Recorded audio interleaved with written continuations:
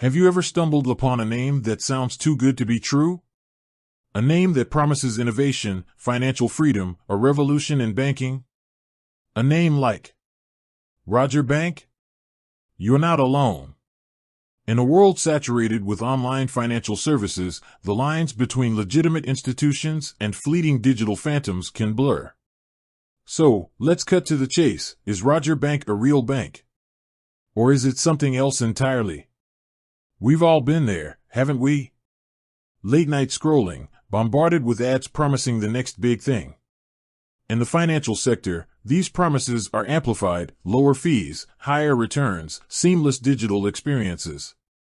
Roger Bank has been popping up in conversations, online forums, and even whispered in social circles.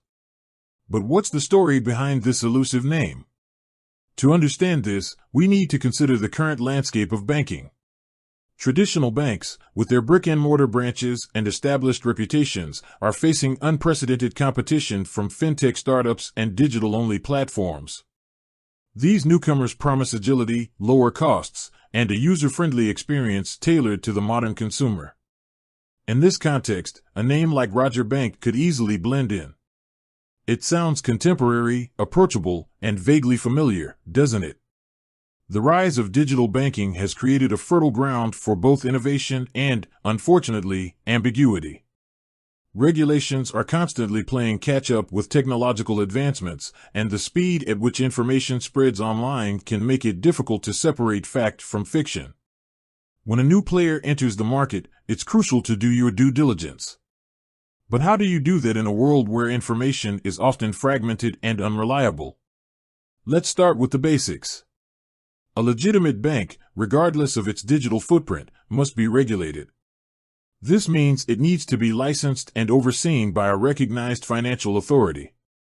In the United States, that's usually the Federal Deposit Insurance Corporation, FDIC, and state banking regulators. In the UK, it's the Financial Conduct Authority, FCA. In other countries, there are equivalent bodies. These regulators ensure that banks adhere to strict standards, protecting consumers' deposits and maintaining the integrity of the financial system. So, the first step in verifying the legitimacy of Roger Bank is to check its regulatory status. Does it have a license? Is it insured? Does it disclose its regulatory information transparently? If the answer is no, or if you can't find this information readily available, that's a major red flag. Next, consider the company's history and track record. Established banks have a long history of operations, audited financial statements, and a clear organizational structure. Startups, while potentially innovative, may lack this established record. However, even startups should have a verifiable history of funding, partnerships, and key personnel. A simple Google search can reveal a lot. Look for news articles, press releases, and independent reviews. What are people saying about Roger Bank? Are there any complaints or warnings from consumer protection agencies? Are there any reports of suspicious activity or scams? Social media can also be a valuable source of information. Check the company's social media presence. Is it active? Does it engage with its customers?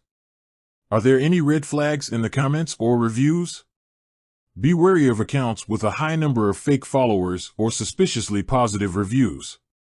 Another crucial aspect is the company's website and digital presence. Does it look professional? Is the information clear and accurate? Does it provide contact information and customer support?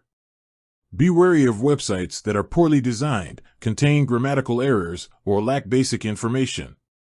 A legitimate bank will invest in a secure and user-friendly online platform.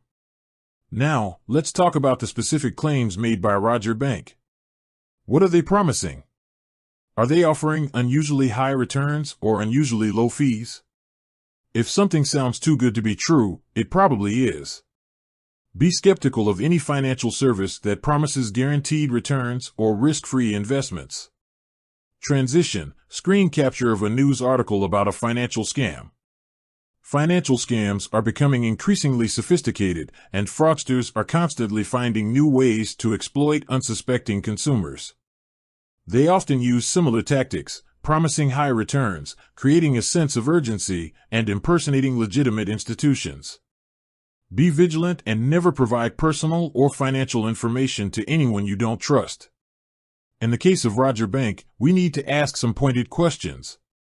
Where is the company based? Who are the key executives? What is their background and experience? What are the company's financial statements? What are the terms and conditions of their services? The lack of readily available information about Roger Bank is itself a red flag. Legitimate financial institutions are transparent about their operations and regulatory status. The fact that it's difficult to find reliable information about Roger Bank suggests that it may not be a legitimate bank. It's also important to consider the context in which you encountered Roger Bank. Was it through an unsolicited email or social media ad? Be wary of any financial service that reaches out to you unprompted. Scammers often use these tactics to lure in unsuspecting victims. Transition: split screen showing a legitimate bank's website and a suspicious website side by side. Compare Roger Bank to established banks or well-known fintech companies. How does it stack up? Does it offer the same level of security and customer support? Does it have the same regulatory oversight? If you're still unsure, contact your local financial regulator or consumer protection agency. They can provide you with information and advice on how to protect yourself from financial scams. In conclusion, the question of whether Roger Bank is a real bank remains shrouded in uncertainty. The lack of verifiable information, combined with the red flags we've discussed, suggests that it may not be a legitimate financial institution. The key takeaway here is to always do your due diligence before investing your money or providing personal information to any financial service. Be skeptical, be vigilant, and always verify the legitimacy of any company you're dealing with. With that said, thanks for watching, and until next time.